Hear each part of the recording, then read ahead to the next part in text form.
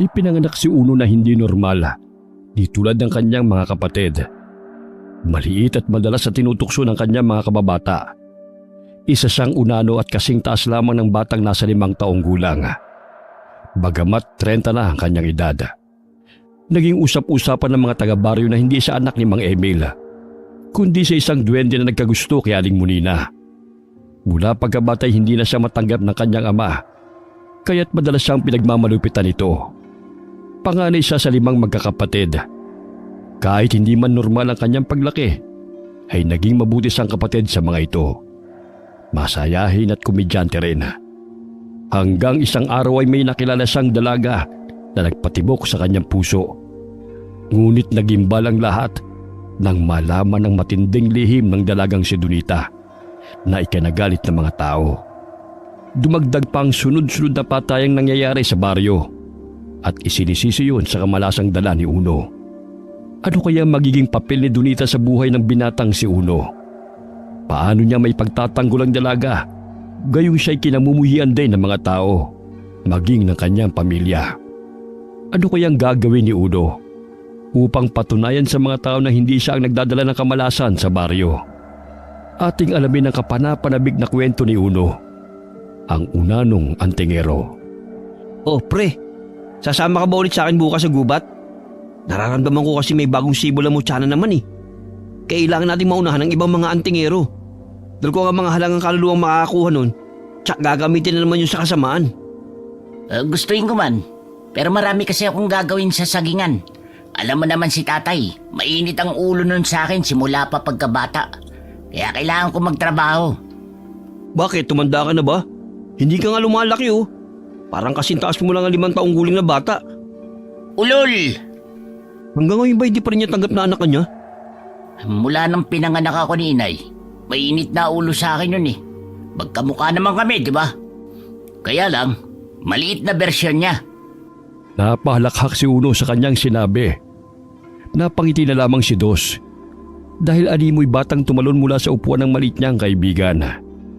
Dos na ang tawag ni Uno kay Diosdado dahil nabubuhol ang kanyang dila sa tuwing tatawagin niya ang kaibigan sa totoong pangalan nito. Naging tampulan ng tukso si Uno sapagkat ipinanganak siyang unano. Bagamat ang 4 niyang kapatid ay ipinanganak na normal. Ay, bakit ka pala naparito tol? Gusto ko lang magpahinga. Alam mo naman na hindi ako nakakapagpahinga ng maayos sa bahay. Ang ingay-ingay. Pagod ka na nga sa pagtatrabaho sa bukid. Tapos ginagawa pa nila akong utusan kapag umuwi ako. Sila itong ang lalaki ng hakbang. Bakit? Ano bang pinapagawa sa'yo? Maglako na saging. Mabuti na nga lang binili lahat ni Aling Tiray dahil gagawin niyang banana kayo. Nagpaiwan lang ako ng 2 sipi para sa'yo yun. Basta, matutulog muna ako dito ha. Gisingin mo na lang ako kapag alas 5 na. Akala mo naman ang layo-layo ng bahay niyo. Andun lang sa kanto oh. Nakikita ko pa nga yung bubungan eh. Palibasa, laki na hakbang mo eh. Kaya malapit lang yun sa'yo. O sige, magpahinga ka na muna. Gusto mo bang magkape? Ito naman oh. Matutulog ako, di ba? Tapos, halukin mo ako ng kape. Paano naman ako makakatulog niyan? Wow, ang suplado mo namang bisita. Sige na, matulog ka na nga. Ilang minuto pa lamang siya nakapikit ay malakas na itong humihilik. Animoy malaking tao lamang ang natutulog. Oy, grabe naman tong si Uno. Parang mauubusan ng hangin. Kaya siguro napapagalitan sa bahay nila eh. Dahil pag nakatulog na, nabubulawang ibang taong nagpapahinga. Mula sa bintana, naaninaw ni Dos si Mang Emil na papalapit sa kanilang bahay. Galit ang mukha ng matandang lalaki nang makita nito ang kariton ng anak. Uno, gising, gising! Bakit? Alas 5 na ba? Parang ang bilis naman yata. Hindi pa. Kaso nga lang, paparating dito ang tatay mo. Paano naman kasi? Hindi mo itilago sa likod ng bayang kariton. Ayan tuloy, nakita niya. Ay, nakalimutan ko. Patay na naman ako nito. Napabalikwas ng bango ng unanong binata nang gisingin siya ng kaibigan. Tila mahuhulog pa siya sa papag na kanyang hinihigaan nang yugyugin siya ni Dos. Ay, Unano! Alam ko nariyan ka! Alalabas! Nag-e-eskapo ka ba sa trabaho, ha? Alam mo namang marami pa tayong gagawin sa bukid. Napakabatugan mo talaga. Tay, nariyan po pala kayo. Inihatid ko lang yung saging kay Dos. At saka, Uno po ang pangalan ko. Hindi Unano. Namimiloso ka pa, ha? Akala mo hindi ko alam? Kanina pang umaga binili ni Tira yung mga saging. Nakasalubong ko siya kanina lamang. Hala, bumalik ka sa bukid. Dahil marami pa tayong trabaho. Ito talaga si Aling Tiray, oh. Hindi kayang itikom ang bibig kahit saglit lang. Umalon si Uno pababa ng papag. Nagulat si Dos nang tila napasubsob pa ito sa sahig. Ngunit madali lamang sa kanya ang bumangon. Oh, Tol, nasaktan ka ba? Ha? Hindi, oh. Ang baba pa nga niyan, eh. Gusto mo ipakita ko pa sa'yo yung head spin ko, eh. Natutunan ko kahapon nung tumalon ako mula sa itaas ng bayabas. We, totoo? Oo. Wala kaya tang bilib sa akin, eh. O sige na, naniniwala na ako. Harapin mo na yung tatay mo. Mamaya maputol pa ang mga ugat ng salig sa katatawag sa'yo. Dali-daling lumabas ng bahay si Uno. Ngunit patuloy pa rin sa kasisigaw ang kanyang ama. Kahit nasa tabi na siya nito, katapat ng kariton. Hoy, Unano! Huwag mo nang painitin ang ulo ko! Lumabas ka na riyan! Tay! Tay! Kanina pa ako rito. Kaya kalma. Lintik ang bata ka, nasaan ka? Nandito po ako natatakpan ng kariton. Huwag kasing masyadong mainit ang ulo, Tay. Oh, ano na naman ba gagawin natin? Kinutusan ni Mang Emil ang anak dahil sa inis nito. Napakamot na lamang ng ulo ang binata sa ginawa ng ama. Hindi mo ba ako narinig? Pupunta tayo sa palayan dahil maraming trabaho roon. Akala mo talaga hindi ko alam na magpapahinga ka na naman sa bahay ng kaibigan mo, ha? Alakilos, ang aga-aga pa para magpahinga. Ito na nga tayo, naglalakad na. Bilisan mo, babagal-bagal eh. Ano naman kasi ang labang ko sa inyo? Ang lakad nyo, takbo ko na. Hinihiray lang kasi, Tay. Isang reklamo mo pa, sasampakin na talaga kita. Tatahimik na po. Hinihingal na tinutulak ni Uno ang kariton. Ang isang paa niya ay bumibelo sa lupa, habang isang paa naman ay nakatungtong sa kahoy na kariton. Doon siya sumasampa kapag matuloy nang tumatakbo ang gulong ng kariton. Yun ang ginagawa niyang sasakyan araw-araw upang mapabilis ang makapaglakbay sa bukid. Ayan na naman ang mga tao. Lahat sila nakatingin sa akin na dahil ko pa ang politiko na inaabangan nila. Hoy, Unano, ano yung ginagawa mo? May pakaway-kaway ka pang nalalaman dyan. Pinapansin ko lang naman ho sila. Tingnan nyo, nakangiti silang lahat sa atin. Si Mang Ramon, may pakindat-kindat pang nalalaman. Bakit hindi mo sila gayahin, Tay? Yung masaya lang. May oras ka ba talagang magsaya? Nung dumating ang malas sa buhay ko, nakalimutan ko ng sumaya. Palibhasa ay malas ang duwending bumunti sa nanay mo eh. Mabuti sana kung swerte. E di sana matagal na akong yumaman. At yang si Ramon, ugali niya ng pakindat-kindat. Kaya itigil mo ng ilusyon mo na nasisiyahan ng mga tao sa'yo. Dalang totoo, nabibwisit silang makita ka. Hanggang ngayon ba naman, Tay, nagpapapaniwala ka na duwende nakabuntis kay nanay? Tay naman, magkamukha kaya tayo. Anak mo ko, hindi sa duwendeng sinasabi ni Mang Kanor na albularyo. Magtrabaho ka na nga. Tulungan mo na mga kapatid mo sa paglilinis ng palayan. Tanggalin yung mga damo na tumutubo sa paligid. At ako nang tutungo sa sagingan. Bukod sa palayan ay may mga tanim ding mga saging si Mang Emil. Kahit papano'y nakakatulong yun sa kanila. Madalas ay napagsasalita niya ng hindi maganda si Uno. Kahit sa maraming tao'y hindi pumiprenong bibig nito na pahiyain ang anak. Iniwan ang binata ang kariton sa tabi ng kamalig. Ilang sandali pa'y nagsihalakhakan ng mga magsasaka nang makitang paika-ikang tumatakbo si Uno patungo sa palayan. 3 talampakan lamang ang taas niya, bagamat malulusog ang mga binti at braso. Uy, mga chong! Kumusta mga araw nyo? Trabaho lang ng trabaho ha, para sa pamilya. Ikaw ang magtrabaho na. Puro ka pa satsat eh. Tay naman, ito na nga magtatrabaho na. Pinapasigla ko lang naman sila eh. Tingnan mo, nagkaroon sila ng gana sa pagtatrabaho. Gaya lang sinabi ko, hindi sila naaaliw sa'yo, kundi pinagtatawanan nila ang kondisyon mo. Tay, depende na lang yan sa tao kung paano tatanggapin ang magiging trato ng iba. Kung pinagtatawanan nila ang kondisyon ko, problema na nila yun. Basta ako, positibo lang ang pananaw ko. Na nagbibigay ako ng ngiti sa kanila sa pamamagitan ng angking kong kapansanan. Malakas na binatukan ni Mang Emil si Uno. Dahilan para mapasubsob ito sa lupa. Lumakas ang tawanan ng mga taong nakakita sa kanila. Bagamat mabigat man sa kalooban ng binata ang ginawa ng ama, tumayo pa rin siya at pinagpag ang mga alikabok sa kanyang dibdib. Matalim siyang tinitigan ng ama bago ito lumakad palayo. Wala na talagang pinagbago si tatay. Masakit man sa aking damdamin na madalas na panghihiya niya. Wala naman akong magagawa. Ay, bakit kasi pinanganak akong ganito? Kung talagang duwende ang aking ama, bakit wala akong kapangyarihan? Napabuntong hininga na lamang ang binata. Ilang sandali pa'y nilapitan siya ng kaibigan na nauna pang nakarating sa palayan. Utol, bakit tulala ka na naman dyan?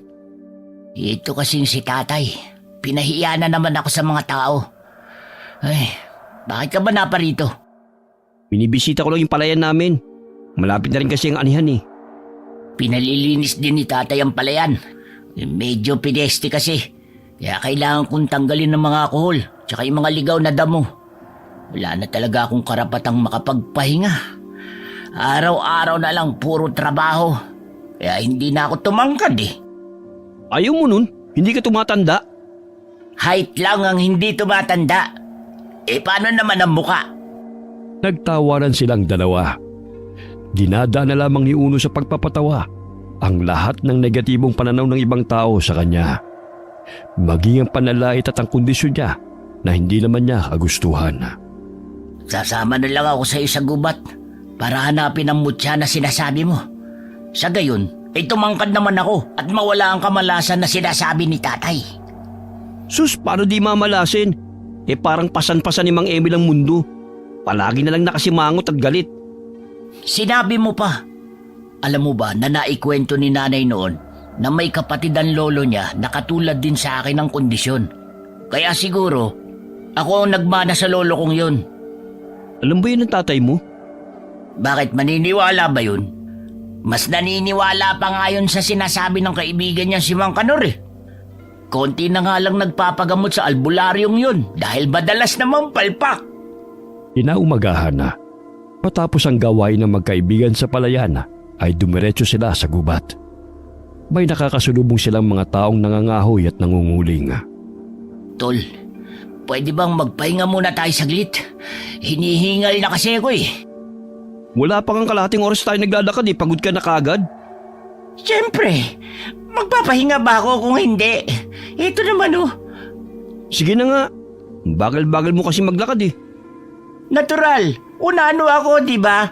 10 hakbang mo, parang 50 hakbang ko na eh. Humahangos na lumagok ng tubig si Uno. Nandilat pa ang kanyang mga mata nang mahagip ng kanyang paningin ang babaeng aligagang tumatakbo. Natatakpan ang mukha nito ng belong suot at palinga-linga pa ito sa paligid. Dos, nakikita mo ba ang nakikita ko? Ang alin? May babae, mukhang naliligaw yata. Tara, punta natin. Hindi ba magpapahinga ka muna? Ang bilis mo naman magbago ng isip pagdating sa chicks ah. Para kasi naliligaw siya eh. Tsaka tingnan mo, parang takot na takot. Salubungin natin siya. Ay nako, umira na naman ang pagiging matinik mo sa chicks. Huwag ka na kasi magreklamo. Sinama-sama mo ako rito tapos aangal ka. O sige na nga. Imbis mo siyang hanapin natin, babae pang nakita mo. Bilisan mo na nga maglakad, babagal-bagal pa eh. Mamaya makalayo pa yun. Mabilis ka naman pala maglakad ah. Kanina para kang pagong. Ay, ano ba yan? Tumakbo pa siya. Ayan tuloy, napalayo siya sa atin. Ikaw kasi Dos, ang ingay-ingay mo. Ako pa talaga sisisihin mo? Ikaw nga itong madaldal eh. Dahil sa pagmamadali, ay hindi napansin ni Uno ang ugat na nakaharang sa kanyang daraanan. Napatid siya dito, kaya't nagpagulong-gulong siya pababa. Bago pa man siya bumagsak sa mga bato, ay nahila ng pumulupot na baging ang kanyang mga paa.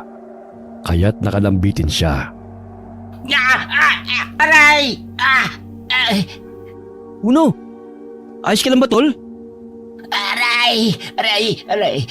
Sa palagay mo, ayos lang ba sitwasyon ko? Ikaw kasi, di mo tinitignan ang dinadaanan mo. Ayun tuloy na disgrasya ka pa. Sa tingin mo, makikita ko pa ang dinadaanan ko. Ngayong puro mga dahon lang ang nakikita ko, di ba? Ari. Tulungan mo na kasi akong makababa rito. Mabuti na lang nahila ka pa ng baging. Kung hindi, mga bato na pala ang binagsakan mo rito. Dalian mo na ang pagtanggal ng mga baging na yan. Mamaya makalayo na ng lubusan ng babae. Ay naku, wala na siya, nakalayo na. Ay, sayang naman at hindi ko siya naabutan. Ikaw kasi, ang bagal mong kumilos. Ikaw nga ito nagkandagulong-gulo sa paghahabol sa kanya. Pero hindi mo pa rin naabutan. Halika na nga. Maghanap na lang tayo ng mutya. Naglakbay ang magkaibigan sa kagubatan hanggang sa may marinig silang mga kaluskos malapit sa kanilang kinaroroonan. Dos, tignan mo nga kung ano yun. Baka ang babae na yun. Nandito tayo para maghanap ng mutya, hindi para maghanap ng babae. Sige na, hanapin na rin natin siya. Ayun siya. Nakaupo sa lilim ng puno ng aratilis. Halika, punta natin. Mukhang takot na takot siya oh. Hindi kaya may mga taong humahabol sa kanya? Kaya nga dapat natin siyang kausapin. Para naman matulungan natin siya. At malaman kung ano ginagawa niya rito sa gubat. Delikado pa naman maglakbay na mag-isa rito. Tsaka baka pagtripan pa siya ng mga masasamang tao. Lumapit ang magkaibigan sa kinaroroonan ng babae. Bahagya itong napatayo nang makita si Dos. Pinalilibutan ng mayayabong na damo ang paligid.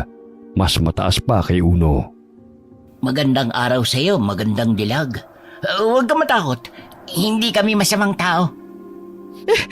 Pakiusap, huwag mo ko saktan. Naku, hindi kami nananakit ng babae, no? Ako pala si Uno at ikaw si... Donita. Ba, ang gandang pangalan kinagagala kitang makilala. Ako rin, Uno. Inilahad ni Donita ang kamay sa lalaking kaharap upang kumustahin ito. Ngunit nagtaka siya nang mapansin na tila napakunot noo ang kausap. Kaya't binawi na lamang nito ang kamay na tila napahiya. Uy, Donita, itong kamay ko, hindi lang kita maabot. Patalon-talon pa si Uno dahil gusto nitong mahawakan ang kamay ng dalaga. Bahagyang napatras si Donita nang mapansin na may unanong lumitaw mula sa mga damo, katabi ng lalaking kanyang kaharap. Ay, may bata ka palang kasama, Uno. Donita, ako ang kausap mo, hindi si Dos. Iyang lalaking matangkad na kaharap mo, si Dos. Ay nako, paano ka kasi makikita ng kausap mo? Tinatabunan ka ng mga damo. Tapos siya nakatingala naman. Hindi talaga kayo magkakakitaan. Pasensya na. Akala ko kasi ikaw yung kumakausap sa akin, Dos. Pagpasensya mo na yan, kaibigan ko. Napakabugnutin yan eh. Donita, ano nga bang ginagawa mo rito sa kagubatan? Tsaka bakit ka nag-iisa? Kabababa ko lang kasi galing bundok. Napadaan lang ako rito. May mga rebelde kasing humahabol sa akin eh. Oh, nasa na sila? Baka makita ka nila. Nanganganib pala ang buhay mo. Nakatakas ako sa kanila. Mabuti na lang at napadpad ako rito. Inalabit ni Dos ang kaibigan at sinenyas na umalis na sila roon. Ngunit ayaw pa rin magpaawat ni Uno na makipag-usap sa babae. Psst, Uno. Hayaan na lang natin ang babaeng yan. Hindi natin alam kung sino ba talaga siya. Baka manganib pa ang buhay natin. Kailangan niya ang tulong natin. Hindi natin siya pwedeng hayaang mapahamak dito sa gubat. Siguradong makukonsensya tayo pag nabalitaan natin na isang araw na wala na siyang buhay. Wow! Bigla naman ang pagiging maawain mo ha. Basta babae talaga, wala kang pinapalampas eh. Busted ka naman palagi. Tumigil ka na nga dyan. Muling bumalik ang atensyon ni Uno sa dalaga. Pangiti-ngiti pa niya itong kinausap. Donita, Maari mo bang alisin ang takip sa mukha mo para masilayang ko naman ang ganda mo? Wag na. O, sige na, magkaibigan na naman tayo eh. Tsaka nasisiguro kung maganda ka dahil sa mapupungay mong mga mata. Sige na nga, mapilit ka eh. Dahan-dahang tinanggal ng dalaga ang telang takip sa mukha nito. Namilog ang mga mata ni Dos nang bumungad sa kanilang paningin ang malapad na ilong ng babae at makapalitong bibig. O ayan, tinanggal ko na ang takip sa mukha ko ah. Sige na. Ibalik mo lang yung takip sa mukha mo. Mas bagay sa'yo may takip eh. Ayos lang naman ah. Nagagandahan ka pa ba sa akin, Uno? Maganda ka naman ah. Tsaka nararamdaman kong mabait ka. Salamat, Uno ha. Mukhang may pupuntahan pa kayo. Sige, mauna na ako ha. Saan ka ba papunta sa ngayon? May hinahanap ako matandang babae dito sa gubat.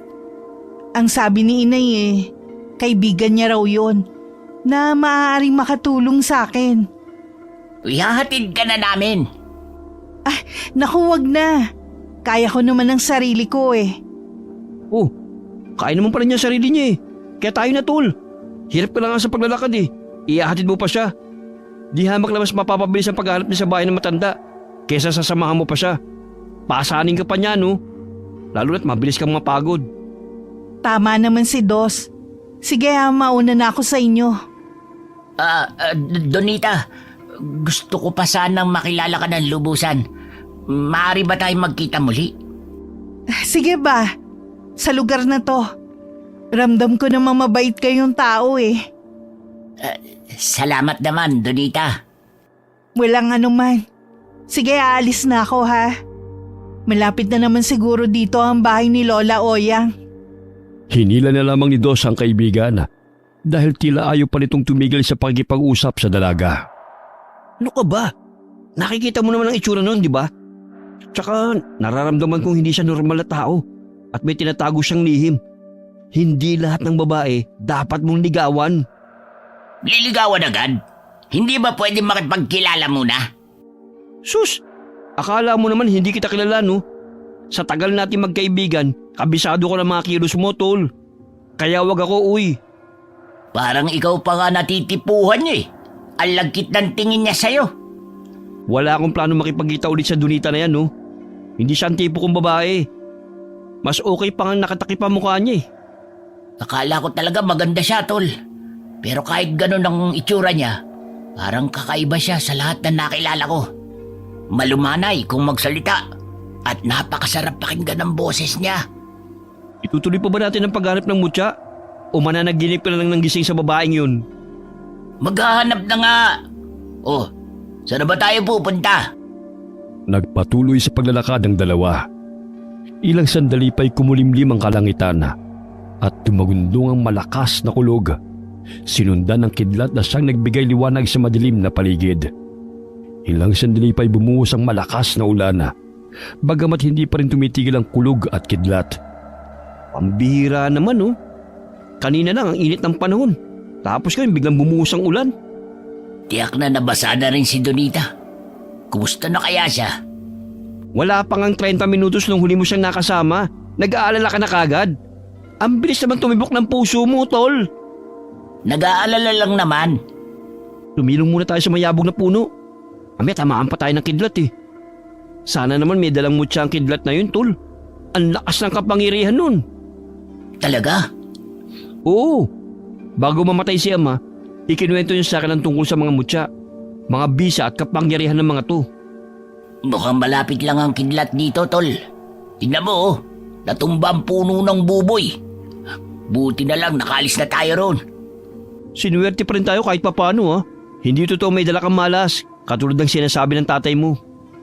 Nagputol ang dahon ng saging si Dos at yun ang ginawa nilang payong. Matagal-tagal din silang nanatili sa lilim ng puno ng mangga dahil sa malakas na pagbuhos ng ulan na tila galit ang inang kalikasan. Naalala mo ba noong nakaraang taon, tol? namatay si Tio Ernesto dahil tinamaan ng kidlat sa bukid. Magkasama pa kami noon.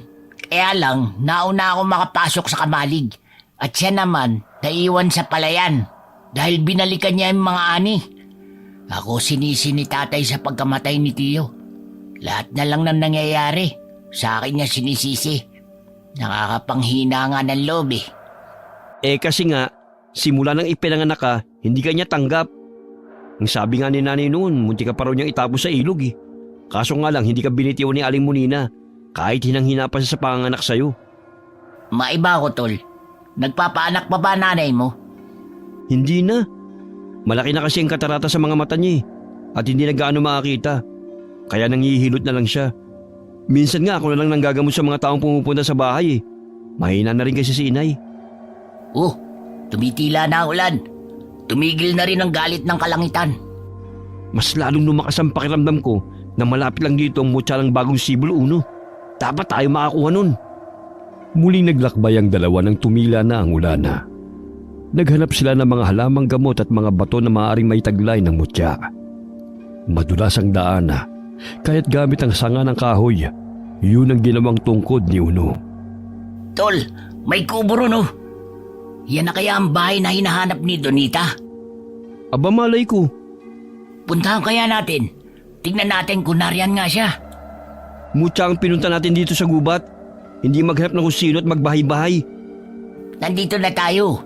Wala namang mawawala sa atin kung aalamin natin, di ba? Ikaw talaga. Ako na ang kakatok. Mamaya matakot pa nakatira sa'yo. Palagi na lang kasi nakasalubong yung kilay mo. Ang lakas mo naman, tol. Sa akin pa talaga sila matatakot. Baka mapagkamala ka pa nilang duwende. Nagsimula nang kumatok si Uno sa pinto. Ngunit hindi pa rin sila pinagbuksan. Tao po! Tao po! Psst, tol. Parang wala naman tao eh. Meron yan. May naririnig ako mga kaluskos eh. Tsaka yan oh, may usok. Kaya imposible kung lang tao. Ilang sandali bumukas ang pintuan at bumungad sa kanilang paningin ang matandang babae na halos lumuwan ang balintataw sa isang mata nito. Ang kaliwang mata naman nito ay bulag. Kaya't napatalon si Uno dahil sa pagkabigla at nagpakarga sa kaibigan. Mukha ng aswang na walang balintataw. Ay! Ano ba? Ang bigat mo naman. Akala ko ba matapang ka? Bakit parang takot na takot ka? Ito kasing si Lola eh. Nanggugulat. Dali-daling bumaba si Uno mula sa pagkakayakap sa kaibigan nang sumilip sa pinto ang dalaga. Hindi nga siya nagkamali na naroon si Donita. Naibsan ang kanyang takot sa matandang babae nang masilayang muli ang dalaga. Mabuti at natagpuan ka namin, Donita. Ito palang si Lola ang hinahanap mo? Pasensya na't magugulatin lang talaga ako. Anong magugulatin? Ang sabi mo, matatakutin. Magmamaang-maang ka pa talaga eh. Tumahimik ka nga. Nakakahiya kay Donita at Lola oh. Pumasok muna kayo. Mabuti nga natagpuan ko agad si Lola Oyang. Hindi pala siya nakakapagsalita dahil putulan dila niya. Kaya tanging senyas na lang ang nagagawa niya. Ay, bakit naman naputol? Malamang sa sobrang kadaldalan, magtatanong ka pa talaga eh, no? Hindi ikaw ang kinakausap ko, kundi si Donita. Kala ko naman ako kausap mo. Hindi man nakakapagsalita si Lola Oyang. Malakas naman ang pandinig nito. Pabalasik man ang kanyang itsura. Ngunit malugod niyang tinanggap ang kanyang mga bisita sa munti niyang kubo. Ito uminom muna kayo nito. Gawa to sa luyang dilaw. Para naman mapawi ang ginaw nyo. Salamat, Donita. Pero makita lang kita, umiinit na ang katawan ko. Hoy, ang halay mo naman. Wala talagang preno yung bibig mo eh, no? Tingin mo. Naiinis na si Lola Oyang sa kapreskuhan mo. Huwag kayong mag-alala, mabait si Lola. Matalik siyang kaibigan ni Inay. Bago pumanaw si Inay, sinabi niyang hanapin ko si Lola Oyang at dito naman nirahan. Mabuti naman kung ganun. Hindi naman dito ganun kalayo sa aming tinitiran. Kaya mabibisita kita palagi. Anong hindi ganun kalayo? Para malaman mo, mga 2 oras kaya nilakad natin patungo rito. Partida. Hindi pa kasama ang paglalakad natin mula sa bahay patungong bukana ng gubat ha. Kala mo naman kung sino ka mabilis maglakad. Puro ka lang naman reklamo kanina sa daan. Naku Donita, huwag ka nagpapapaniwala sa sinasabi ng kaibigan kong to. Biglang nagbabagong desisyon yan kapag nakakita ng babae. Pero ang totoo… Sige, tuloy mo pa paglaglag sa akin. Bukas na bukas, wala na akong kilalang dos. Nakakatawa naman kayong magkaibigan. Sana magkaroon din ako ng kaibigang tulad ninyo. Naku, pwede mo akong maging kaibigan, Donita. Ewan ko lang dito kay Dos. He, wag mo nga akong isali sa kadukuhan mo, Uno. Halata namang hindi pa ipagkaibigan ang intensyon mo kay Donita eh. Nakakatawa talaga kayong dalawa. Donita, huwag ka masyadong humalakhak. Bakit naman, Dos? Kita na kasi yung utak mo sa butas ng ilong mo eh. Ang ibig sabihin, mas mainam kasi kung mahinih ng babae. Oo, Donita.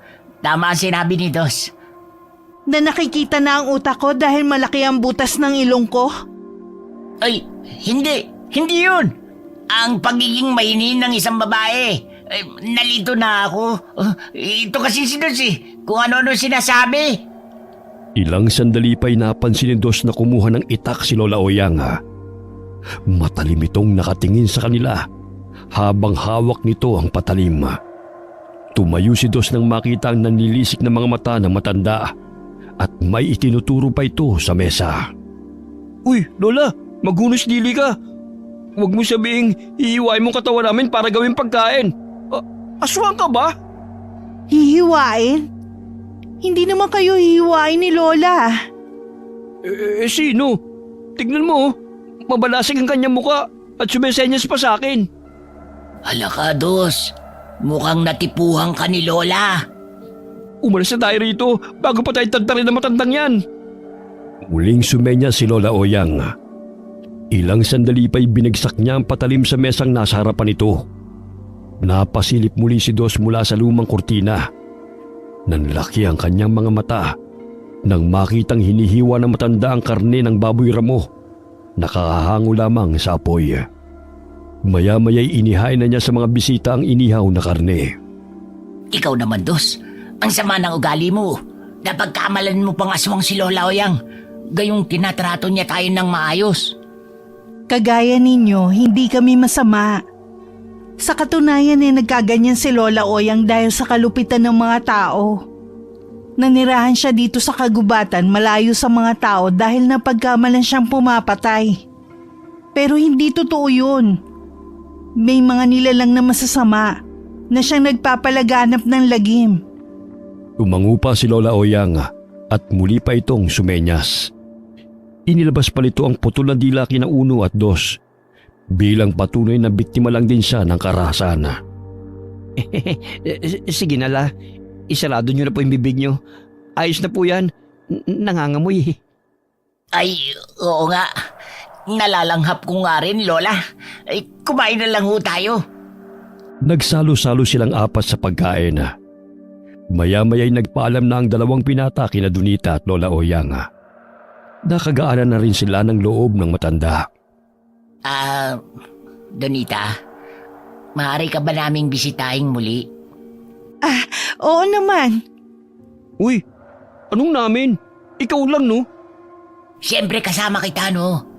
Anong silbi ng pagkakaibigan natin kung hindi mo ako susuportahan? Tsaka ikaw nagpasama sa akin sa lugar na to, kaya kasalanan mo rin. Ewan ko ba sa'yo? Bakit hindi ka pa sumuko sa panliligaw? Gayong wala namang garantiya na sasagutin ka niya. Siyempre sa pag-ibig dapat talagang sumugal.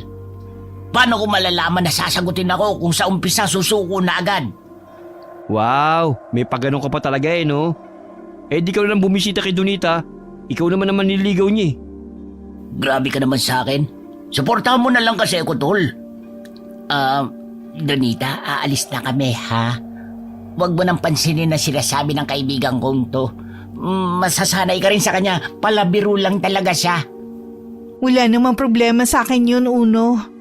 Mag-ingat kayo sa paglalakbay, ha? Para sa'yo, mahal ko. Donita, Mag-iingat ako.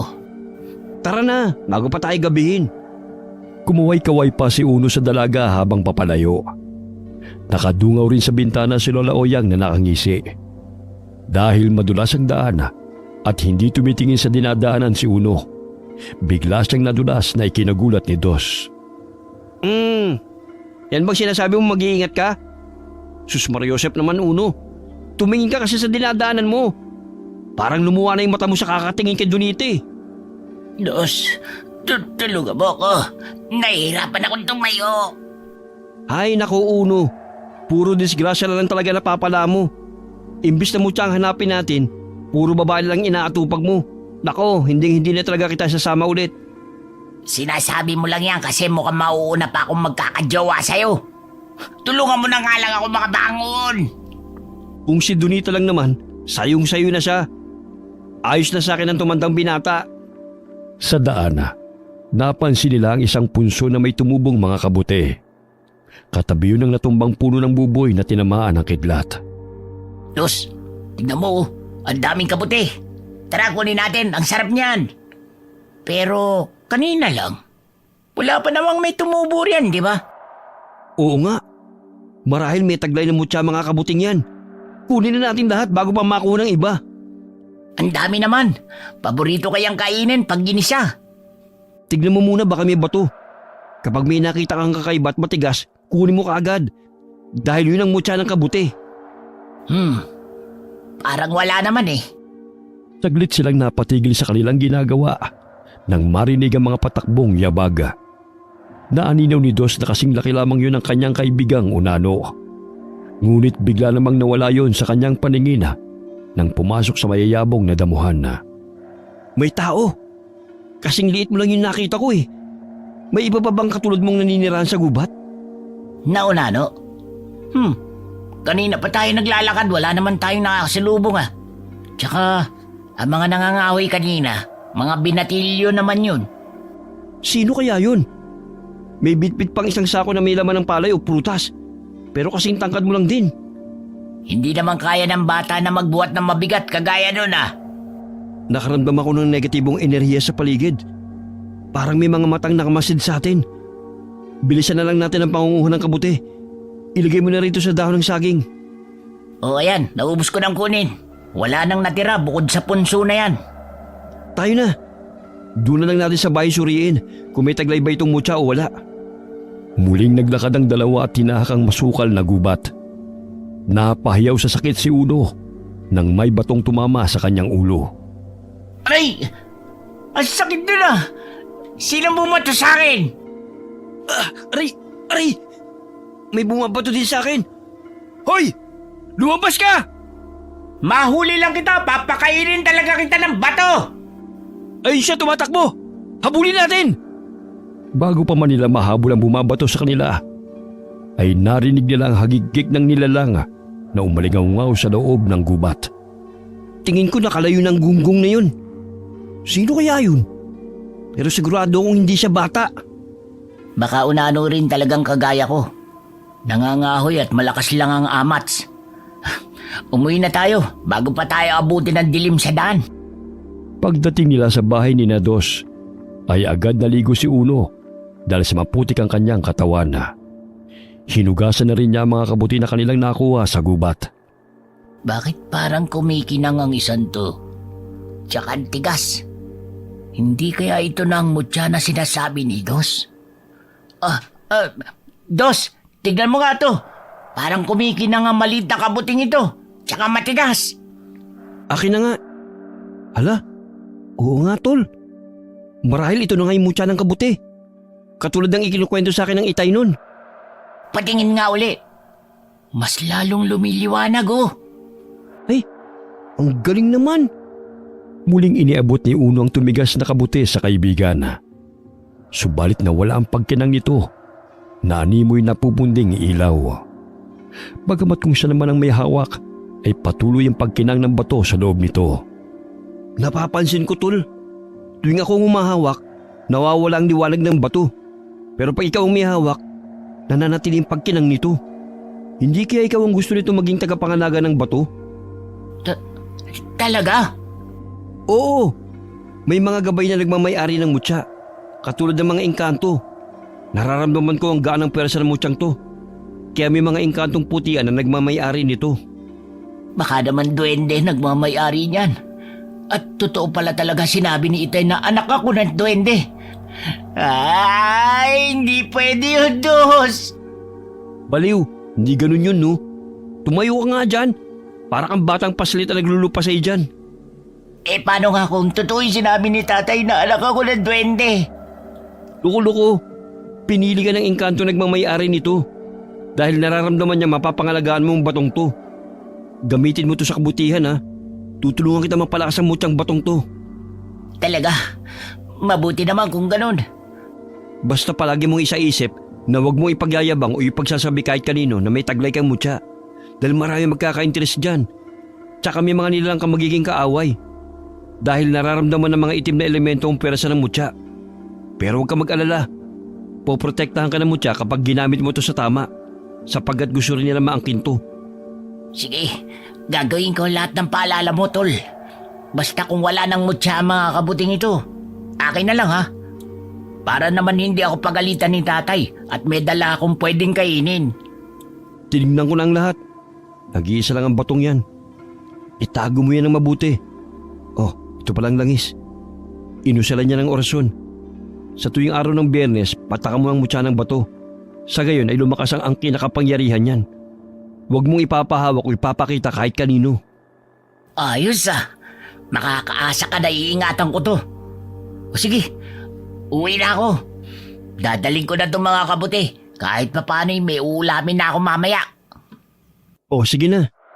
Salubungin mo na lang ang galit ni Mang Emil. Natitis akong umuusok na naman ang ilong niya sa kakahanap sa'yo sa bukid. Wala namang pinagbago yun eh. Pailing-iling na lamang na sinundan ng tingin ni Dos ang kaibigan habang papauwi. Pagbukas pa lamang ng pintuan ay bumungad na sa paningin ni Uno ang galit na si Mang Emil. Hoy, Unano! Kanina pa kita hinahanap pa. Saan ka ba nanggaling? Nasa bukid lang naman po.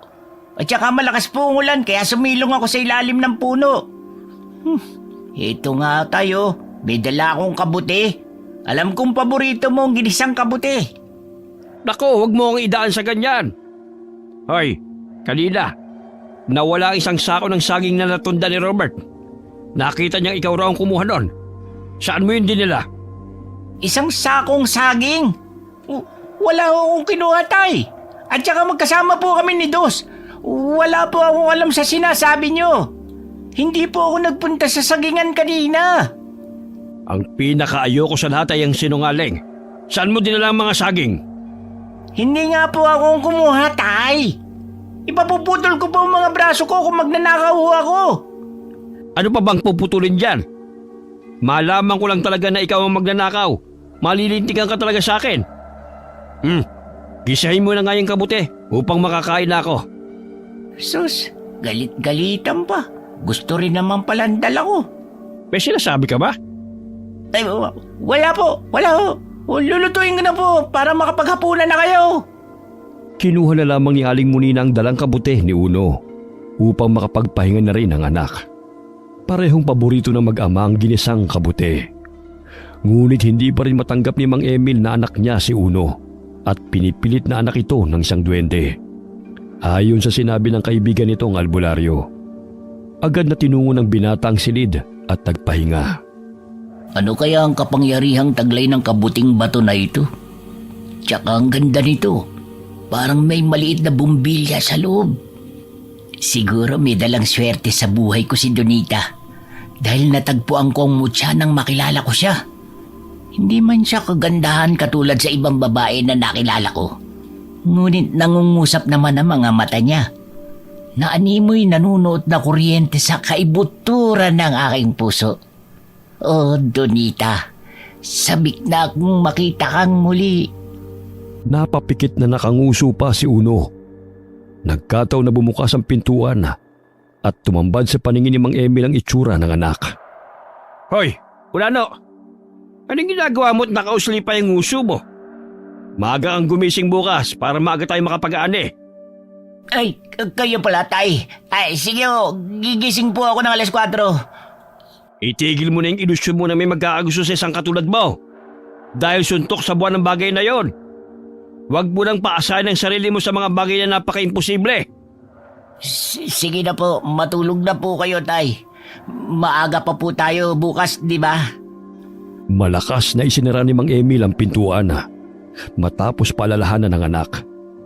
Napakamot na lamang ng ulo si Uno dahil sa kahihiyan ng maabutan siya ng ama sa ganong ayos. Inilagay na lamang niya ang mutya ng kabute sa panyo at isinilid sa kanyang bulsa.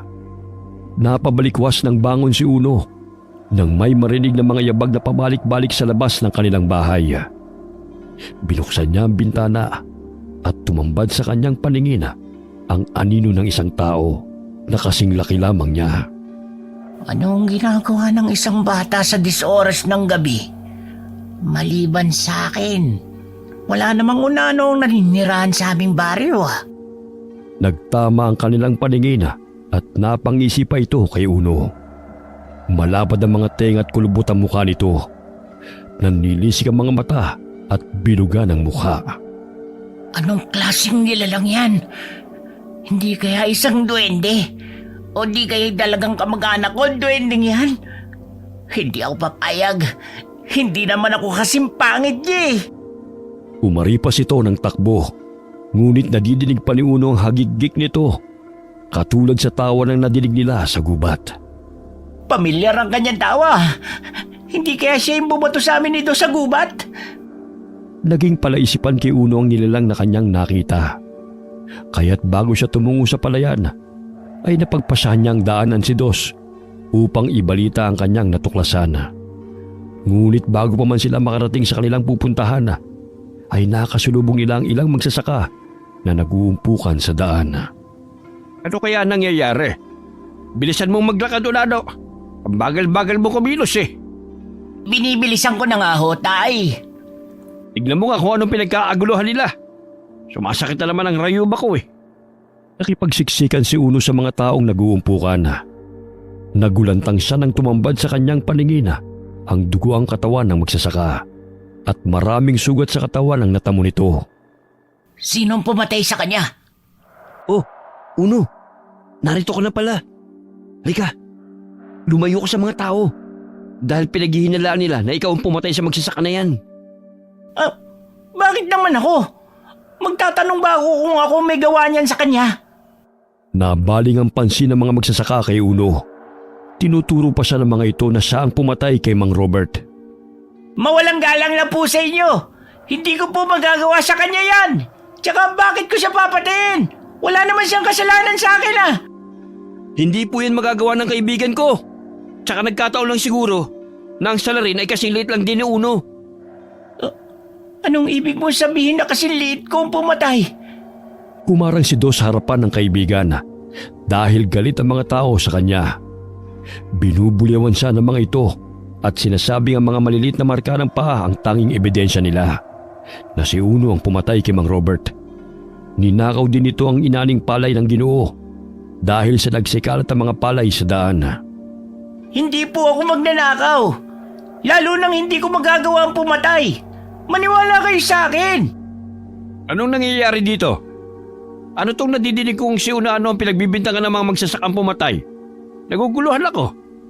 Sinasabi nilang nakita raw ng pamangkin ni Mang Robert na maliit na tao raw sumugod sa kanya kanina. Si Uno agad ang pinagbibintangan nila. Tay, sabihin mo sa kanila na magkasama tayo. Tsaka hindi po ako lumabas ng bahay kanina. Magkasama nga tayo pumunta rito, di ba? Oo, pero teka. Wala namang naninirahan dito sa lugar natin na Unano maliban sa'yo. Oh, sandali lang mga chong. Huwag niyo basta-basta saktan ang kaibigan ko. Lalo na't hindi niyo naman naaktuhan na siya talagang pumatay kay Mang Robert.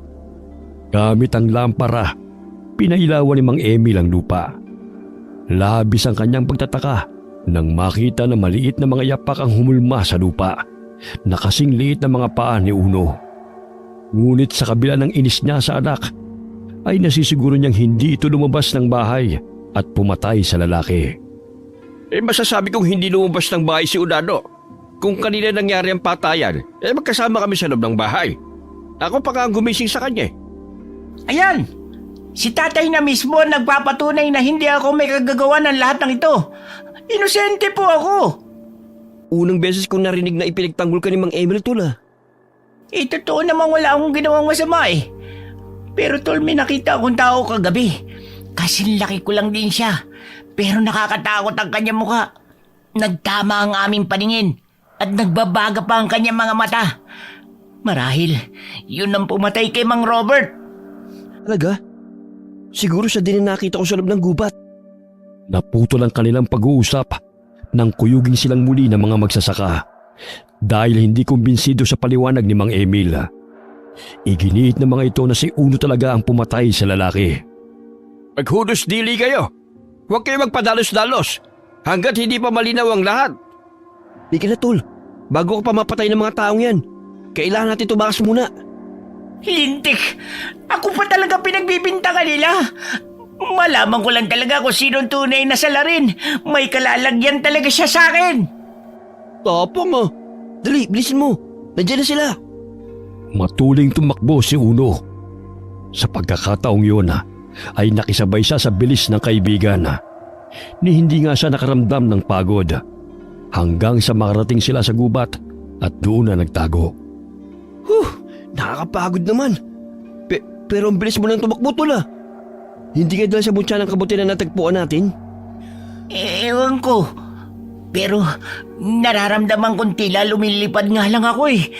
Hindi ko mapigilan ng mga paa ko. Hindi ka maaari bumalik sa baryo. Lalo na pinag-iinitan ka ng mga tao.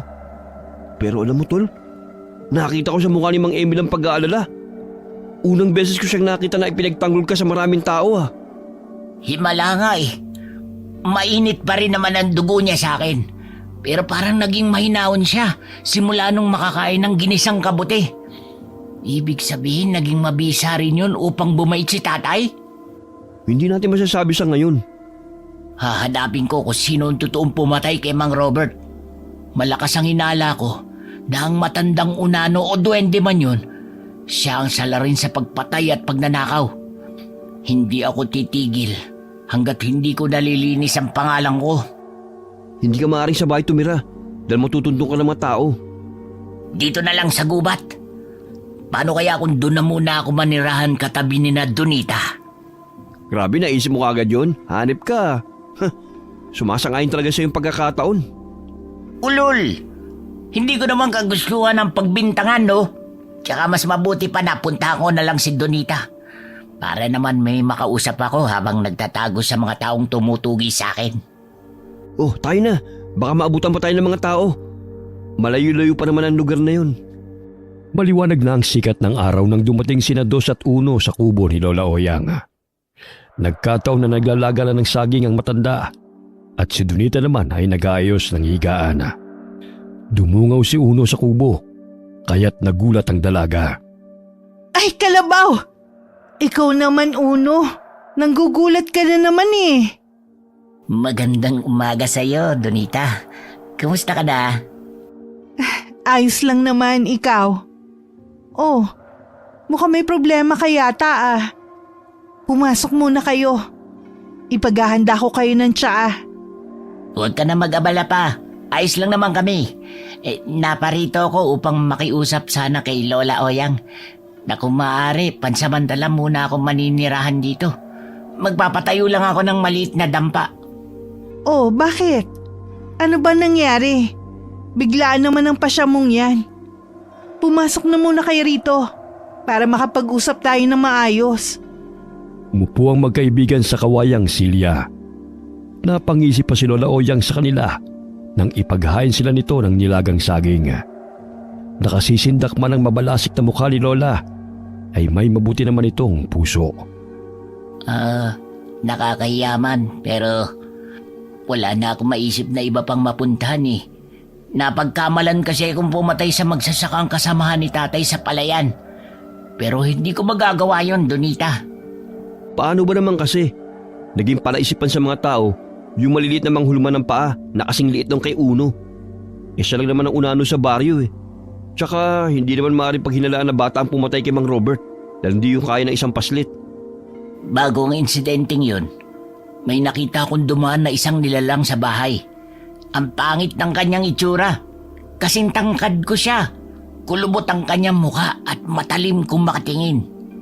Aran, sila ang mga uri ng mga aswang na pumapatay at nagdanakaw ng mga inaaning palay, prutas at kung ano-ano pa. Maliit silang tao katulad mo, Uno. Sa kabila ng matalim na tingin nila, malabo ang paningin nila. Pero malakas ang kanilang pandinig. Baliktad naman ang mga paa nila. Nasa bandang likod ang mga daliri. Tama. Kasi nagtataka ako kung bakit yung mga humulmang mga yapak kasalungat kung saan naroon ang bangkay ni Mang Robert. Maraming sugat ang natamo nito. Nakulagot, nanganganib ang buhay ng mga magsasaka dahil yan simula ng anihan. Pakiusap, Tol. Habang wala ako, sana bantayan mo ang pamilya ko. Sina tatay at ang mga kapatid ko na palaging naroon sa palayan.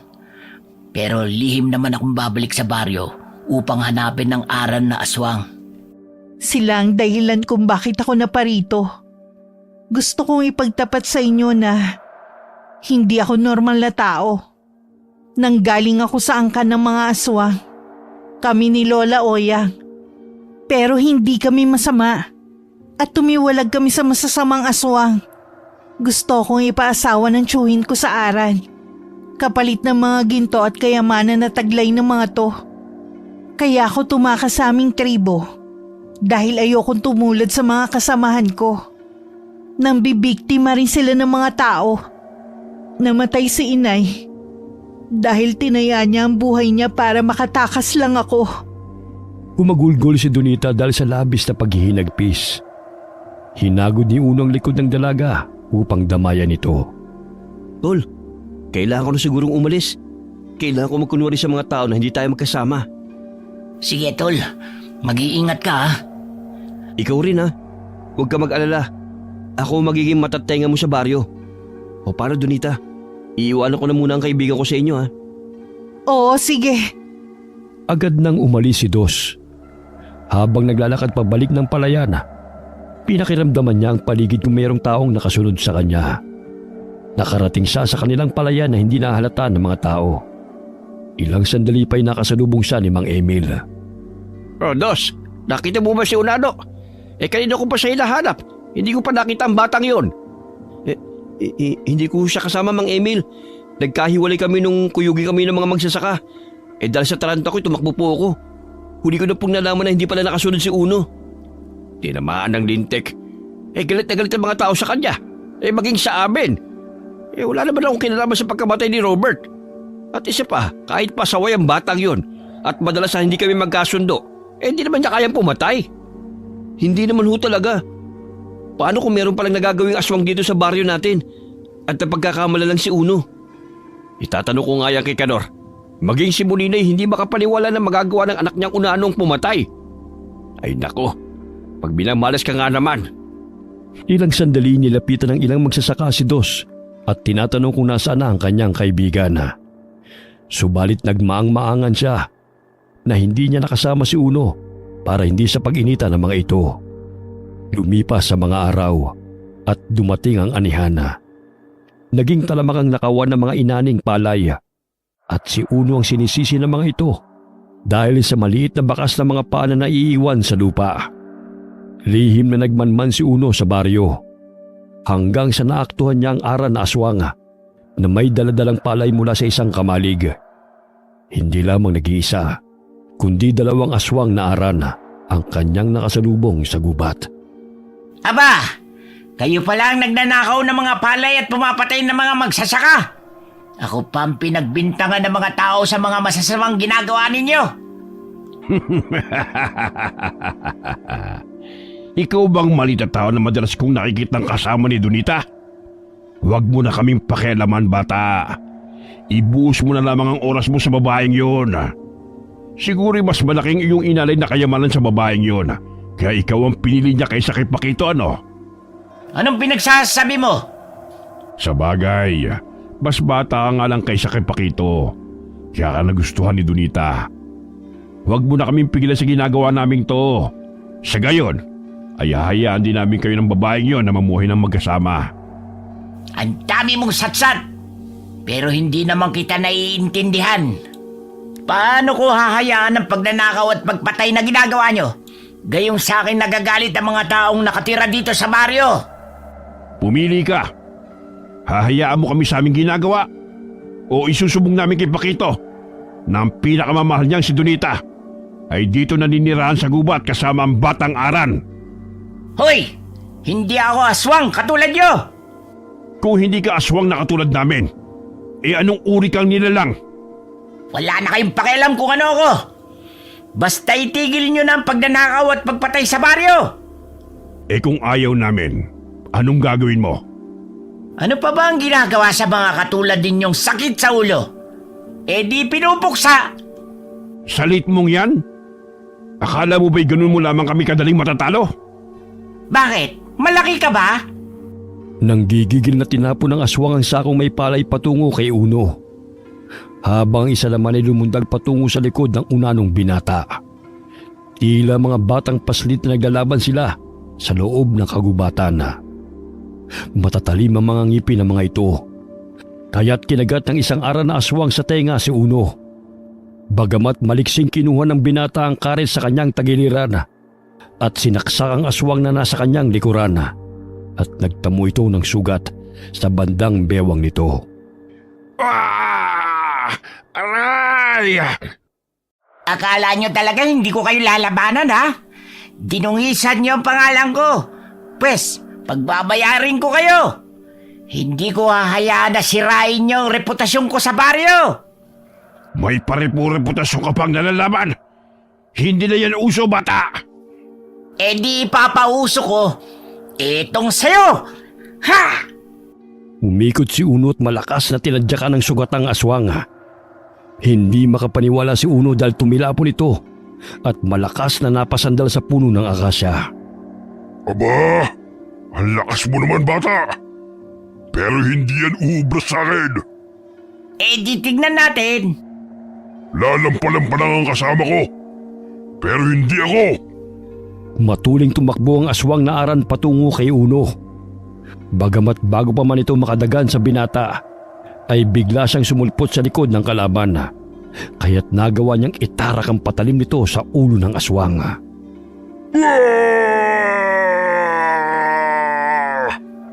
Paano ko nagawa ang bagay na yun? Nararamdaman ko rin ang lakas na nananalaytay sa aking katawan. Katulad ng kabuti. Basta-basta na lang ako sumusulpot. Totoo nga sinabi ni Dos na unti-unti kong matutuklasan ang kapangyarihan ng mutya. Hindi niya tinigilan ang pagsaksak sa aswang hanggat hindi ito nawalan ng malay. Natakot ang isang aswang kay Uno nang bitawan nito na naghihingalo ang isang aswang. Kumaripas ito ng takbo palayo. Akala ko ba'y matapang ka? Alam pa mo rin pala katulad ng kaibigan mo. Uno, kanina pa kita hinahanap. Malalim na ang gabi, bakit narito ka pa sa labas? Gusto ko lang kasing hulihin ng totoong gumagambala sa baryo. Eto siya, nahuli ko ang isang aswang. Kaya lang nakatakas ang isa nitong kasama. Nakababa na sila ng bundok. Nanganganib ang buhay ng mga tao. Kaya kailangan natin magtulungan para mapuksa ang masasamang aswang. Marahil hinahanap din nila ako. Dahil ayoko magpakasal sa pinuno nilang si Pakito.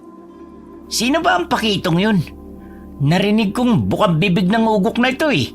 Malakas ba yun? At bakit takot na takot ka sa kanya? Oo, siya ang pinakamalakas sa angkan ng mga Aran na aswang. Kaya gustong gusto kong ipakasal ng tiyuhin ko sa bansot na aswang na yun para sumanib sa kanila. Masasama sila. Kaya ako tumakas dahil gusto ko ng tahimik na buhay. Ilalagay ko lang sa sako ang bugok na ito para maipakita ko sa mga taong ebidensya na hindi akong salarin. Ngunit laking gulat ni Uno nang unti-unting nagbago ang anyo ng Aran na aswang. Animoy naging dayami ang katawan nito. Ano nangyayari sa bangkay ng aswang na to, Donita? Bakit nagkaganyan? Hindi ko rin maipaliwanag. Pero nagkakaganyan talaga sila kapag nawawala na ng buhay. Ay, paano ko masasabing wala akong kasalanan kung ito na lang ang matutunghayan nila? eh di mas lalo pa magagalit ang mga yun. O di kaya pagtatawanan ako dahil sasabihin nababaliw na naman ako. Bumalik na lang tayo sa kubo. Mamaya abutan pa tayo ng mga kalaban eh. Sige, tayo na. Habang naglalakad pabalik ng kubo, nakasalubong ni Nauno si Mang Kanor na manggagamot. Malapit lamang kung saan naglaban si Nauno at ang mga aran na aswang. Dinuro-duro pa sila ng matandang lalaki at sinabing magkasabot sila Uno at Donita sa paghahasik ng lagim sa baryo. Kinuha pa nito ang bote ng langis upang patunayan na aswang nga ang dalaga. Walang tigil nga yun sa pag-aapaw, kaya't galit na galit siya sa dalawa. Maghunos dili ka, Mang Kanor. Mali po ang iniisip nyo tungkol sa amin ni Donita. Hindi siya masama. At hindi rin ho kami magkasabwat sa paghahasik ng lagim sa baryo. Sa katunayan, kapwa kami biktima ng pangyayari. Hindi pa man nakakatapos ang pagpapaliwanag si Uno, ay hinampas na ni Mang Kanor si Donita ng buntot ng pagi. Dahilan na masaktan ng dalaga. Aray! Mang Kanor, sumusobra na kayo ah. Walang sino man ang pwedeng manakit sa babaeng mahal ko. Kailangan natin makalayo sa matandang yan. Ayoko siyang labanan, Uno. Halika na, bago pa ako mawala ng respeto sa matandang yan. Hindi marunong makinig. Tumakbo ang dalawa palayo sa matandang manggagamot. Hahabulin pa sana sila nito, ngunit biglang sumakit ang tuhod ng matanda. Kaya't nagpatulong na lamang ito sa kanyang apo upang siya'y alalayan. May masakit pa ba sa'yo, Donita? Medyo mahapdi lang ang balat ko na nahagip ng buntot ng pagi. Pero ayos naman ako. Ikaw? Huwag mo kong alalahanin. Makunat ang buhay ko. Hindi lang mga aswang na aran ng kalaban natin. Pati ang mga tao at si Mang Kanor. Natitya kong ibabalita nun sa mga tao na magkasabwa tayo sa paghahasik ng lagim sa baryo. Dahil napatunayan niya na aswang ka. Katulad na lang sa paglason niya sa utak ni tatay na anak ako ng duwende. Kaya't hindi ako itinuring na anak ni Tatay Emil. Nagawa niya yun?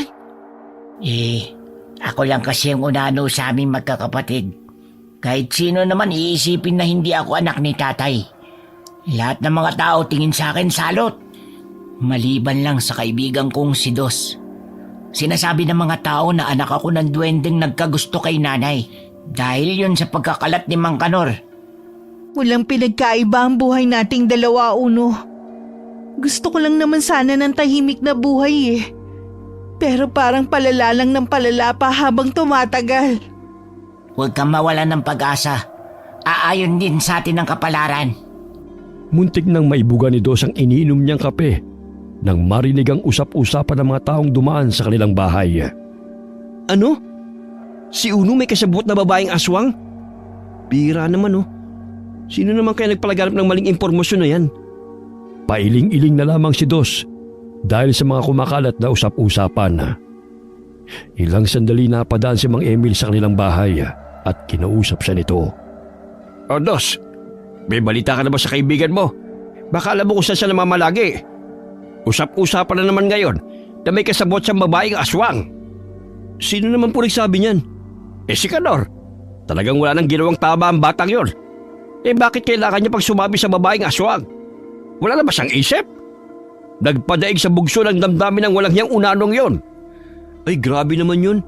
Paano naman nasabi ni Mang Kanor ang bagay na yan? Nakaharap daw niya si Uno at ang babaeng aswang kagabi. Hindi siya nagkakamali. Dahil umapaw ang kanyang langis ng makaharap ang babae. Nasaktan din ito nang hampasin niya ng buntot ng pagi. Ay naku, sino ba naman ang hindi masasaktan kapag hinampas ng buntot ng pagi? Maging ako siguro mamimilipit sa sakit. Ito talagang si Mang Kanor kung ano nung ginagawang kwento. Basta, kapag nakita mo ang kaibigan mong yan, sabihan mo kaagad ako. Sunod-sunod na rin ang nakawan ng mga ade at tuwing gabi ito lumulusob. Unano raw ang nagnanakaw at ang tinuturo nila, si Uno. Ani naman ni Uno mga palay kung siya nga ang magnanakaw. Hindi ba pwedeng baka may mga sumusulpot na mga nilalang na hindi pangkaraniwan sa ating paningin? Nagpapaliwala lang kasi kagad ang mga tao sa haka-haka pero hindi naman nila nahuhuli. Basta kapag nagpakita sa iyo ang kaibigan mong unano, sabihan mo kagad ako ha. para matigil ang kaguluhan dito sa baryo. Hinatid ng tingin ni Dos si Mang Emil. Maging ang mga kababaryo nila ay kumukuha rin ng impormasyon sa kanya tungkol kay Uno. Ngunit hindi niya sinasabi ang totoo kung nasaan ang kaibigan. Batid niyang minamanmanan siya ng mga tao, kaya't maingat ang kanyang kilos at hindi na muna nagpapakita sa kaibigan. Alam kong kahit saan ako magpunta, may mga matang nakasubaybay sa akin. Hindi ko ituturo sa inyo kung saan si Uno. Kinuha ni Dos sa mga tansong patalim na kanyang ginawa sa loob ng kahon. Ibinabad niya yun sa asin upang maging sandata laban sa mga maliliit na aswang. Kinagabihan, doon natulog si Dos sa kamalig, malapit sa kanilang palayan. Iminulat niya ang kanyang mga mata nang may marinig na yabag na gustong pumasok sa kamalig. Sige, pumasok ka lang. Alam ko naman na magnanako ka ng mga inaning palay eh. Hindi mo na ako maiisahan. Naramdaman ni Dos na may humihila sa sako ng palay sa bandang paanan niya. Kaya niya unti-unting iminulat ang kanyang mga mata. Doon na tumambad sa kanyang paningin ang ara na aswang na kasing taas lamang ng kaibigan niyang Unano. Totoo nga sinasabi niya ng unot Donita. Mauhuli ko na rin sila sa wakas. May tao? Napakaswerte ko naman at may sariwang duna naman akong sisipsipin. Sa wakas, may solo rin akong pagkain na hindi nakikihati sa aking mga kasamaan. Oo, masasolo mo ako at masasolo rin kita. Buong lakas na tinadyakan ni Dos ang aswang na lumalapit sa kanya. Nakanganga pa ito at handa na siya nitong sakmalin. Tila umikot ang ulo nito sa lakas ng pagkakasipa ng binata. Aray! Buwisit ka na lalaki ka! Ang bagang ko! Kala mo talaga maunahan mo ako ha? Pwes, nagkakamali ka. Nasaan ang mga kasamaan mong demonyo? At bakit nag-iisa ka lang? Siguro isa ka sa pinakamadamot sa tropa nyo, no? Anong pinagsasabi mo? Ang sabi ko, bingi ka! Bago pa man makabangon ng kalabang aswang, ay itinarak na ni Dos ang tansong patalim sa ulo nito. Muli niyang inundayan ang saksak ang dibdib nito upang masigurong patay na nga ito. Bago niya dalhin sa harapan ng mga tao. Bagamat laking pagtataka niya, nang unti-unti nagbago ang katawan ng ara na aswang at naging itim na dayami. Ano nangyari sa kanya? Bakit nagaganyan ang katawan niya? Sinugod ng mga ara na aswang si Dos nang marinig ang malakas na sigaw ng kanilang kasamahan. Pinatay mo siya! Dapat ka magpasalamat ba kayo sa akin eh, dahil pinatay ko siya. Nagawa niya kayong pagdamutan. Amin na ang puso mo. Kung mapagbigay ka at hindi ka katulad niyang madamot. Ulul! Wala akong puso! Kaya papatayin ko kayong lahat! Hoy, antingero! Hindi ka ganun kalakas upang puksain kami lahat. Kahit mapatay mo pa ang ilan sa amin, hindi mo pa rin matatalo ang aming angkan. Ang lit-lit nyo, pero ang iingay nyo, ang yayabang pa! Pinitiwan ni Dos ang hawak niyang lubid. Napatingala ang tatlong pandak na aswang. Bago pa man sila makaalis sa kanilang kinatatayuan, ay nabagsakan na sila ng 2 sako ng palay. Nahirapan silang makaalis, kaya't nagkaroon ng pagkakataon si Dos na pagtatagay ng mga ito. Nagpagulong-gulong pa ang isang ulo ng aswang bago ito naging itim na dayami. Kailangan kong puntahan si Uno. Nararamdaman ko nasa panganib sila. Dali-daling tumakbo si Dos papasok ng gubat. May isang lalaking nakakita sa kanya, kaya tumawag ito ng mga kasamahan upang sundan ang binata. Habang papalapit ako sa lugar kung nasaan si Uno, pabigat ng pabigat ang nararamdaman ko. Kailangan ako ng kaibigan ko. Sa daan, napapansin ni Dos na may sumusunod sa kanya. Alam niyang mga aswang na aran yun. Pagdating niya malapit sa kubo, ay nanino niya ang 2 babaeng aswang, buwaghag ang buhok ng mga ito, habang nakikipambuno sa mga aran na aswang. Ang dami nila. Kung hindi ako nagkakamali, sina Lola Oyang at Donita ang mga babaeng aswang na yan. Pero, nasa na kaya si Uno? Dos, mabuti dumating ka. Sinasalakay kami ng mga pandak na aswang. Gusto nilang dalhin si Donita. Nge, nandiyan ka lang pala. Buti hindi kita naapakan. Buisit kasi itong aswang na to. Napasubsob tuloy ako sa damuhan. Sinipa ni Unong naputol na ulo ng kalaban. Nagsanib puwersa sila upang kalabanin ang angkan ng mga ara na aswang. Kung hindi lang naman kita mapapangasawa, mas mainam na patay na lamang kita, Donita. Hindi ko hayaan na mapunta ka sa isang pandak na lalaking yan. Hoy! Akala mo naman ang tangkad mo. Di hamak na mas pogi naman ako kaysa sa'yo, no? Kaya kung may pipiliin si Donita, ako yun! Isa ka ring ilusyonado. Ano bang pinagmamalaki mo? Eh wala ka namang kayamanang maihahandog sa kanya. Ang kapugian ko, bakit? Yun ang bagay na wala ka! Hindi ako magpapakasal sa iyo, Pakito. Kung nagawa ninyo lilangin ang mga babaeng kauri ko, pues ibahin mo ko. Hindi ako magiging sa iyo kailanman. Biglang nadula si Dos nang marinig ang sinabi ni Donita. Animoy nawala siya sa konsentrasyon habang nakikipaglaban sa mga pandak na aswang. Wow, ibang klase rin si Donita. Pinag-aagawan ng dalawang unano. Napakapihikay sa mapapangasawa. Aray! Tigilan mo yung paghahampas sa ulo ko.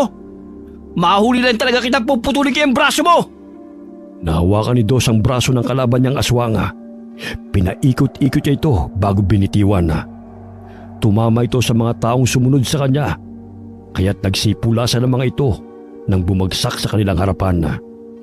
Laking gulat ni Mang Emil nang tumambad sa kanilang paningin na hindi si Uno ang pandak na aswang na yun. Marami pa silang nakikita, kabilang na roon ng dalawang babaeng aswang na nakikipaglaban sa mga aran. Ang dami nilang mga unano. Hindi lamang si Uno ang unano, maging ang mga aswang na to. Paano nangyari to? Mang Emil, narito po pala kayo. Paano kayo nakarating dito? Nakita ka ni Alberto, kaya't sinumbungan niya sa amin. Naroon din kami sa kamalig para magbantay ng mga ane. Nasaan na si Unano? Ayun, nakikipaglaban. Sinugod sila ng mga aswang, maging ako. Hindi ko nga maintindihan kung bakit ang dami nila Hindi na nagpatuloy ang pag-uusap ng dalawa dahil sinusugod na sila ng aswang. Sinindihan ni Mang Emil ang gasera at gumawa ng apoy sa pamamagitan ng tuyong dahon. Animoy natakot ang mga aswang nang makita na lumalaki ang apoy. Takot pala kayo sa apoy, Pakito, ha? Ano kaya kung isa-isa kayong isa lang doon? Gonggong! Hindi kami basta-basta namamatay sa apoy. Talaga ba? Animoy kabuti na pasulpot-sulpot si Uno sa tabi ng aswang na si Pakito. Nang naroon na siya sa likuran nito, ay malakas niya itong sinipa. Dahilan na tumilapo ng pinuno ng mga aswang. Muntik na itong makalapit sa apoy, subalit nasanggasan ang kasama nitong aswang at yun ang napasubsob sa apoy. Malakas ang palahaw nito dahil nalapnos ang balat nito. Papatunayan ko sa mga tao na hindi ako naghahasik ng lagim sa baryo, kundi ang mga pangit at pandak na mga aswang na kagaya ninyo. Uno, sa likod mo! Wala talaga kayong kadala-dala ng mga aswang kayo, no? Parang wala kayong kapaguran. Tumatalsik ang mga dugo ng mga aswang habang isa-isang ginigilitan ni Uno ang leeg ng kanyang mga kalaban. Sa tulong ng mga taong naroon ay napatunayan ni Uno na hindi siya ang salarin. Hoy tanda! Bakit hindi mo patayin ang mga babaeng aswang na yan? Sila ang nag-utos sa amin na mambiktima sa baryo. Kasama ng unanong lalaking yan. Hoy! Huwag mo utos-utusan si tatay. Wala kang karapatang sigawan siya dahil siyang batas sa bahay. At sino naman ang kutong lupa na yan? Huwag mong sabihin na kapatid mo sa amang isang yan. Naku tay, hindi ko yan kapatid. Ang pangit niya para maging kapatid ko. Huwag kang nagpapapaniwala sa sinasabi niya. Hindi masama sina Lola Oyang at Donita, kundi siya at ang mga kasamahan niya mga pandak. Pakiusap, huwag niyo saktan ang mga kaibigan ko. Hindi natin sila kalaban. Putulin mo na kasi ang dila ng Pakito na yan. Nakakarindim pakinggan ng boses niya eh. Nandilat ang mga mata ni Uno nang daganan ni Pakito si Mang Emil. Kinagat nito ang leeg ng matandang lalaki. Subalit maliksing tumakbo si Uno patungo sa kanilang kinaroroonan at itinarak sa likod ng aswang ang hawak niyang patalim. Bitiwan mo ako! Lintik kang unano ka! Papatayin kong matandang ito! Papatayin din kita! Bitiwan mo si tatay! Dahil sa naramdamang sakit, sa dami ng saksak na natamo ni Pakito, ay binitiwan niya si Mang Emil. Bagamat malakas pa rin ang pinuno ng mga aswang, kaya kumaripas ito ng takbo. Sumilit ang dugo mula sa leeg ng matandang lalaki, kaya't dali-dali siyang nilapitan ni Donita. Tatapalan natin ng halamang gamot ang sugat niyo. Hindi naman masyadong malalim kaya titigil din ang pagdurugo nito. Aswang ka nga! Opo, pero hindi ako masama katulad nila. Gusto ko lang mamuhay ng tahimik. Malayo sa mga tao at sa mga kauri ko. Ayoko manakit ng kahit sino. Ilang sandali lumapit si Lola Oyang sa kanila at tinapalan muli ng halamang gamot ang leeg ni Mang Emil. Ikaw? Kilala niyo po si Lola? Madalas ko siya nakikita sa sagingan. Tinataboy ko siya dahil natatakot ang mga bata sa kanya. Kagaya ko, hindi po siya masama. Kinarga ni Donita si Mang Emil palayo sa mga naglalaban. Hindi siya iniwan ni Donita hanggat hindi naiibsan ang nararamdaman nitong sakit. Ilang sandali pa'y guminhawa na ang pakiramdam ni Mang Emil dahil sa halamang gamot na itinapal sa kanyang sugat. Unti-unting nagagapi ang pangkat ni Pakito. Nagngingit-ngit ito sa galit dahil hindi nito magawang hulihin si Uno sapagkat maliksi itong kumilos. Napapagod ka na ba, Pakito? Bakit parang hingal na hingal ka na yata? Anong nakain mo? Ba't nagkaganyan ka? Wala! Gusto mo bang tapusin na natin ang larong ito? Babalikan kita. May araw ka rin sa akin. Yun eh kung papayag akong makatakas ka. Hinding-hindi ka na muling makakapaghasik ng kasamaan dahil tatapusin ko na ang buhay mo! Ang tapang mo! Wala ka namang binatbat sa akin! Kahit sugatan may tumalon-talon si Pakito upang sugurin si Uno. Inilabas nito ang mahaba niyang dila at pinulupot sa katawan ng unanong binata. Subalit tila palos itong kumakawala sa pagsugod ng kalabang aswang. Tila lumilipad lamang si Uno sa ere ng tumambling ito at inihagis ang tansong patalim patungo kay Pakito. Etong sayo! Pinuno ng mga aswang!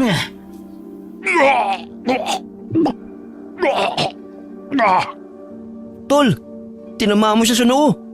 Grabe, ang lakas nun ah. Oh, sino kaya ang walang binatbat sa ating dalawa? Kulang pa ang iyong kamatayan bilang kabayaran sa panggugulo mo sa buhay namin! Walang iya ka. Pagsisisihan mo nga. Ang alin? Biniting patiwarik ni Dos ang aswang na si Pakito at hinampas-hampas ang katawan nito sa lupa. Hinang-hina na ang pinuno ng mga aswang, kaya't nagsipulasan ng mga nakatakas na kasapi nito. Ilang sandali pasinok-sinok na itong nawalan ng buhay at naging itim na dayami ang bangkay nito. Napakahiwaga kung bakit nagkaganyan ang katawan nila sa tuwing namamatay sila. Kagaya nating mga tao, bumabalik sa alikabok. Ay, nasa si Mang Emil? Baka na paano na yun? Wala siya rito. Si Mang Kanor at ang mga kasamahan lang nito ang nakikita ko. Ngunit wala si tatay. Ilang sandali pa'y napansin nilang dalawa si Mang Kanor na may sinusugod na aswang. Kaya't patakbo nilang tinungo ang matandang manggagamot. Aray! Aray! Pakiusap, itigil mo yan! Kanor, tumigil ka! Hindi sila masasamang aswang. Hindi nila ako kakainin. Sa katunayan, tinutulungan pa nila ako. Tumigil si Mang Kanor sa pananakit kina Lola Oyang at Donita dahil sa sinabi ng Ginoo. Napag-alaman ni na Uno at Dos na sinalba ng aswang na dalaga ang buhay ni Mang Emil. Sumapit ang umaga at nanumbalik bilang normal na tao ang itsura ni Donita. Natatakot pa siya sa mga taong naroon dahil wari niya ipapatayin siya ng mga ito dahil isa siyang aswang. Pakiusapan niyo po kaming patayin. Hindi po kami masama ni Lola Oyang. Hindi po kami ang naghahasik na lagim sa baryo ninyo. Tay, paliwanagan nyo naman ang mga kasamahan nyo. Hindi naman sila siguro bulag at bingi para hindi malaman ang totoo. Maging sila'y nakipaglaban sa mga pandak na aswang na yun. Mga kasama, hayaan na lang nating mamuhay ang maglolang ito sa gubat. Nagkamali tayo sa pagkilala sa kanila. Lalo na kay Tandang Oyang. Maging kay Unado. Naway baliwanagan ang ating kaisipan na hindi sila ang pumapatay. Sumang-ayon ng mga magsasaka sa sinabi ni Mang Emil. Maging ang kaibigan nitong si Mang Kanor. Simula noon ay namuhay ng payapa sina Donita at Lola Oyang. Sa paglipas ng panahon, nagkapalagay ng loob sina Donita at Uno hanggang sa nagkaroon sila ng 2 anak at payapang naninirahan sa loob ng kagubatan. Wakas. Ipinanganak si Uno na